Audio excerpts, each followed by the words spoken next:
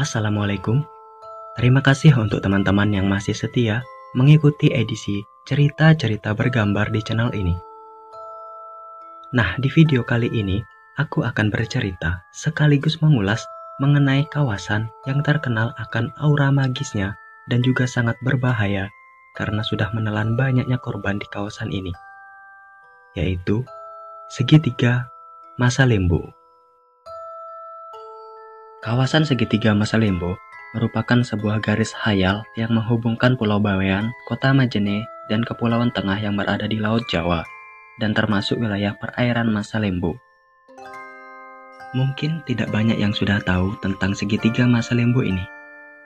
Tetapi, apakah kalian tahu mengenai Segitiga Bermuda yang sudah mendunia? Segitiga Bermuda tersebut berada di kawasan benua Amerika yang sudah terkenal keangkaran atau kemagisannya. Nah, jika di benua Amerika ada Segitiga Bermuda, di Indonesia ini juga ada Segitiga Masa Lembo yang tak kalah aura kemagisannya. Mengapa demikian? Karena di areal ini sudah terjadi banyak kecelakaan transportasi, terutama kapal laut. Hal itulah yang menyebabkan Segitiga Masa Lembo disebut-sebut mirip dengan Segitiga Bermuda. Terhitung sudah terjadi belasan moda transportasi yang mengalami kecelakaan di kawasan Segitiga Masa Lembo ini. Yang paling awal dan mengejutkan seantero negeri ini terjadi pada awal tahun 1981 silam. Sebuah kecelakaan laut yang menjadi awan kelam menyelimuti dunia kemaritiman Indonesia, tepatnya pada tanggal 27 Januari. Kapal muatan penumpang Tampomas II tenggelam secara mengenaskan setelah sebelumnya terbakar di sebuah kawasan perairan Segitiga Masa Lembo ini. Ratusan nyawa hilang pada tragedi tersebut.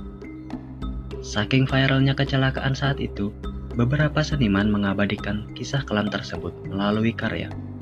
Salah satunya musisi legendaris Iwan Fals dengan lagunya yang berjudul Celoteh Camar Tolol.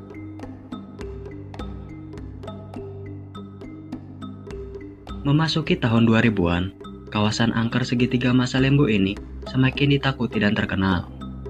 Terhitung rentetan kecelakaan moda transportasi laut dan udara semakin banyak. Pada 29 Desember 2006, kapal Senopati Nusantara tenggelam. Tak lama kemudian, berselang kurang dari 1 bulan, tepatnya pada Januari tahun 2007 silam, sebuah pesawat Adam Air hilang di perairan tersebut. Kecelakaan tersebut menjadi misteri kala itu, karena puing-puing pesawat tidak ditemukan. Hingga akhirnya pada Agustus 2007, kotak hitam pesawat ditemukan pada kedalaman 2000 meter.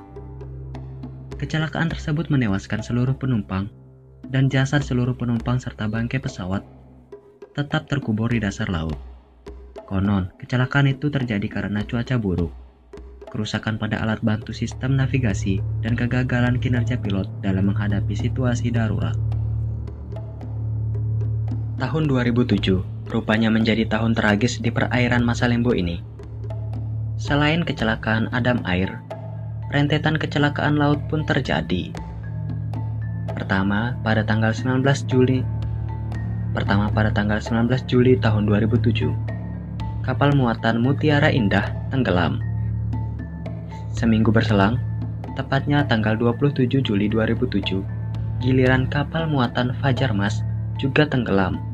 Dan sebulan kemudian, pada tanggal 16 Agustus 2007, kapal muatan Sumber Awal juga ikut tenggelam. Lalu di tahun-tahun berikutnya, pada tanggal 11 Januari 2009, kapal muatan Teratai Prima karam. Disusul lagi pada tanggal 2 September 2015, giliran kapal muatan Meratus Banjar, hingga yang terakhir tanggal 17 Februari 2016, kapal muatan Lintas Belawan karam di kawasan Segitiga Masa Lembo ini. Adapun mitos yang disebutkan beberapa pihak mengenai Segitiga Masa Lembo ini yaitu, konon adanya kerajaan makhluk halus di perairan tersebut. Nah, agar diberi keselamatan dan dihindarkan dari kecelakaan, setiap transportasi yang ingin melewati kawasan tersebut harus memberi salam dan sesajen jika ingin melewati kawasan mengerikan itu. Konon beberapa orang pernah melihat makhluk-makhluk raksasa seperti ular laut raksasa, burung raksasa, hingga naga.